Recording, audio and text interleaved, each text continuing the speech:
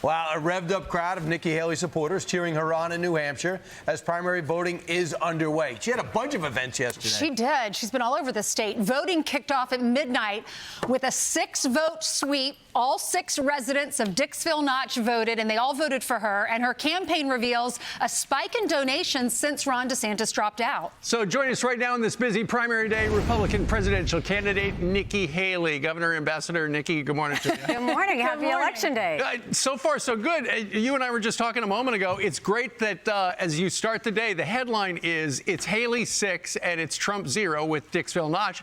And forget about big money donations. Ever since, you rolled into New Hampshire, money is coming through the door.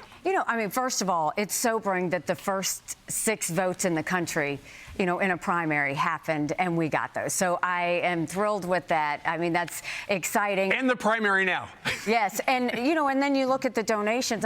Everybody wants to talk about big dollar donations. These are all small donations. We've received just in the last 2 days $1.5 million in small donations from all over the country. People are excited about a new generational leader. They're excited about something different. And they want to get our country back on track. And they want that energy. They want that momentum. And they want to know that there's hope and there's solutions that we can do going forward. We're excited about it. I know you had a big rally yesterday, and you've been traveling all over the state. Donald Trump had a big rally, too. This is what he said, and we want to get your reaction.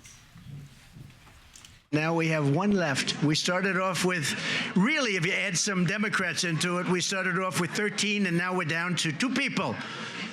And I think one person will be gone probably tomorrow. And the other one will be gone in November. But now is the time for the Republican Party to come together. Nikki, what's your response? In his dreams. I'm not going anywhere. What I'll tell you is, keep in mind, he got 56,000 votes in a state of 3 million.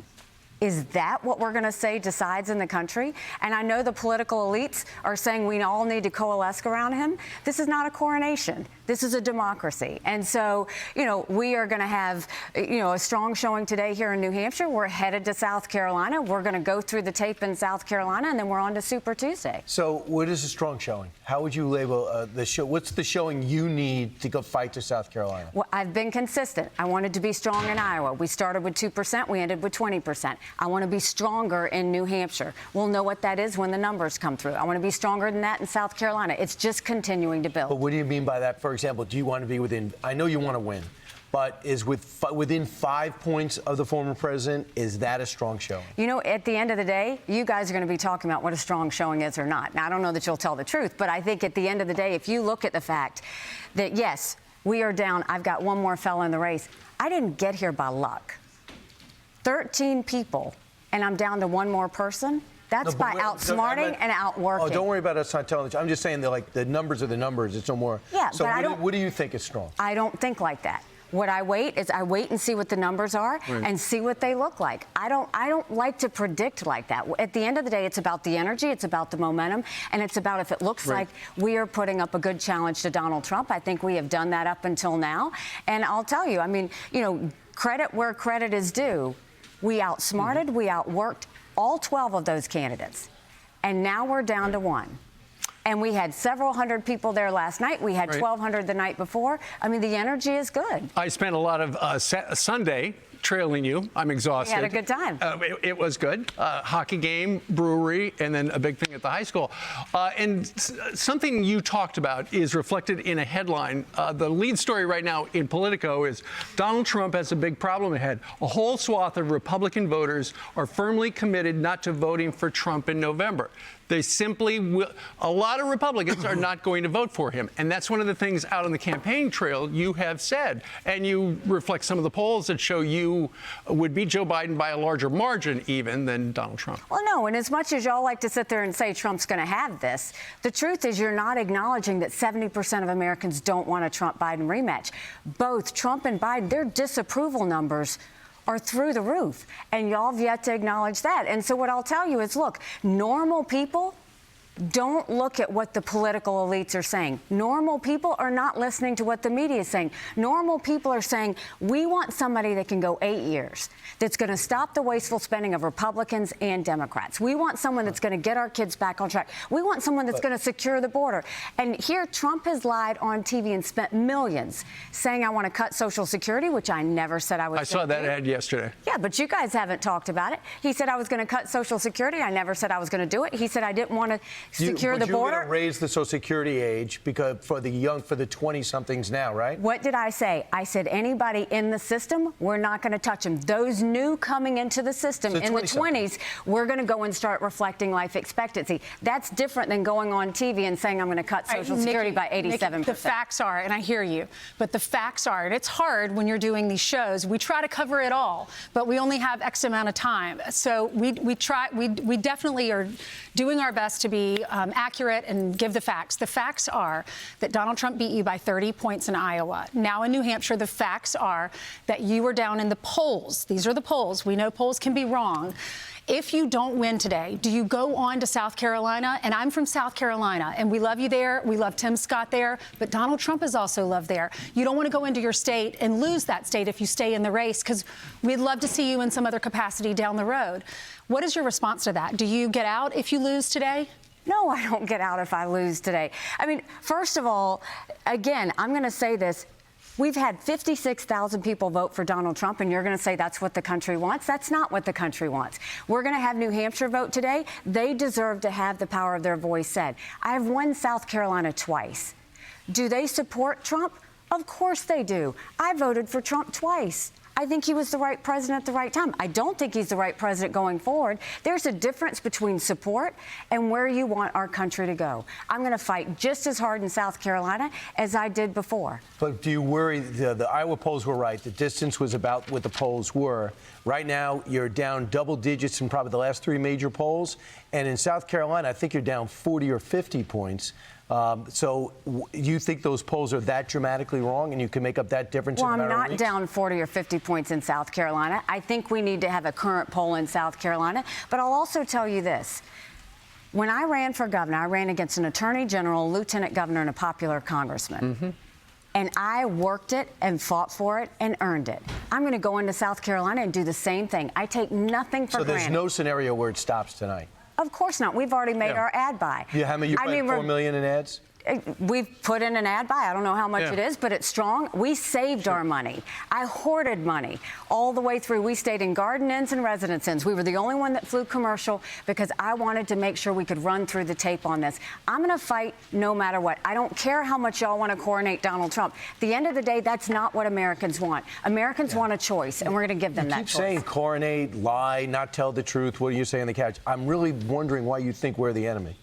Because I've looked at the media. Look at the media saying, oh, this is Donald Trump's to have. Look at the political class all coalescing and saying everybody needs to get out. That's not democracy. That's not who we are. Who we are is, when have we ever had 2 people, down to 2 people in New Hampshire, and you say, oh, it's over? We don't do that. South Carolina is an amazing state when it comes to picking presidents. 3 states really could choose an election for the entire country? I mean, it's a beautiful thing. It's what we go through. And at the end of the day, it's the fact that you don't do this for any reason outside of you love your country. Mm-hmm. I'm doing this because I don't want my kids to continue to live like this. I don't want chaos in their life. I want them to know they can buy a home. I want them to know that they can have a future. I want people to feel good about America. Right now, people feel chaos. They feel all kinds of divisions back and forth. That's not what they want. They want someone to go in there and work and show them. And when I win, I will spend every day proving to people that they made a good decision.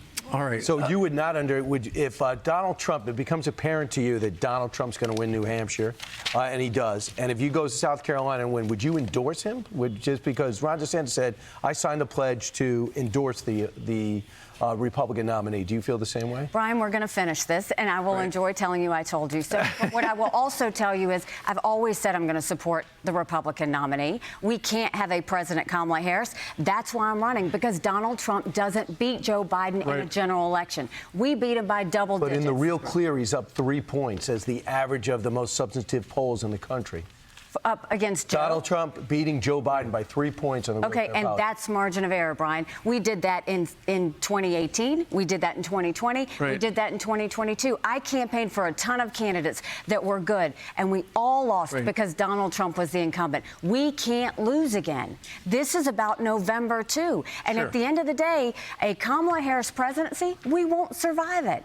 And, you know, Wall Street Journal showed I was up by 17 points, and Donald Trump said it was a dirty poll. That was his pollster that did the poll. Right. It's well, reality. You know what? Let's talk about the results tomorrow. Thank you. See if the polls tomorrow we'll know for sure what was right. Against the president. So let me ask you a couple of questions. Obviously, Donald Trump would like to stop the primary early. That's what he would like to do because then he can do, you know, save the money, stockpile it for TV ads and stuff like that. I was reading in the New York Times this morning, according to a Trump advisor, the campaign will make it miserable for Haley as long as she stays in the race. How are they going to make your life miserable if you stay in the race? I don't care. I'm sure you saw that and you thought, no, okay. I mean, look, I know what Donald Trump does. He starts to throw these temper tantrums. He starts to lash out. He starts to lie when he feels threatened. Right. He has felt threatened. Look at the millions of dollars on TV. That's okay. This is not personal for me. I don't dislike Donald Trump. What I dislike is what's happening in our country right now. What I dislike is that we have two people that are going to be in their 80s, and we need someone who can run for 8 years. What I dislike is the fact that they're so distracted with vendettas and chaos and vengeance that neither one of them has given us a vision for the future. I don't want that in our country, and I think our country deserves better. Governor, what about unifying the Republican Party? If Donald Trump is the nominee and asks you to be vice president, you would get the female vote, you would get the moderates, you would get a lot of independents and even some Democrats. Some Democrats in New York are coming up to me and saying, I am changing my vote. I'm voting for Nikki Haley. You would get all of that. He would get the MAGAs. Together, the two of you could unify. I am not interested in vice president. Okay. I don't play for second. I'm not doing that now. And real quick, I know that you've been running 30-second ads all over for a long time. And when we had all the candidates in Iowa, I asked everybody if they would like to make their closing argument. This could be the last time you speak directly to the people of New Hampshire. There's the camera right there. 30 seconds, Nikki Haley.